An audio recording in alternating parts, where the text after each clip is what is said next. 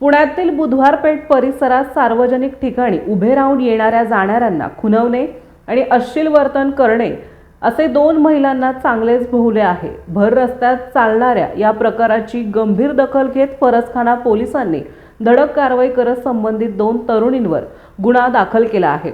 बुधवार पेठेतील श्रीनाथ टॉकीजच्या समोरील मुख्य रस्त्यावर दोन महिला उभ्या राहून वाटसरूंना पाहून अंगविक्षेप करत होत्या। ग्राहकांना आकर्षित करण्यासाठी त्यांचे रस्त्यावरच अश्लील हावभाव सुरू होते, ज्यामुळे त्या ठिकाणावरून ये जा करणाऱ्या सामान्य नागरिकांना नाहक मनस्ताप सहन करावा लागत होता, तसेच रहदारीला अडथळा निर्माण होत होता।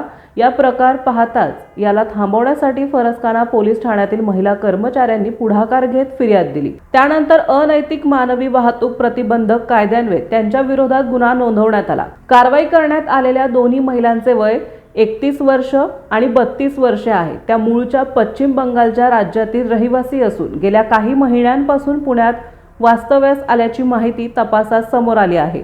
सार्वजनिक ठिकाणी अशा प्रकारे असभ्य वर्तन खपवून घेतले जाणार नाही, असा संदेश या कारवाईतून पोलिसांनी दिला आहे।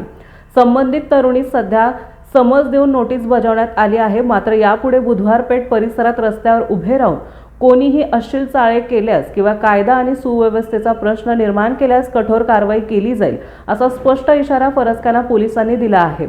दरम्यान अनेक महामार्गावरही महिला लॉजच्या आसपास उभ्या राहतात, लोकांना इशारे करतात, यामुळे रस्त्यावर अपघात होण्याची शक्यता असते।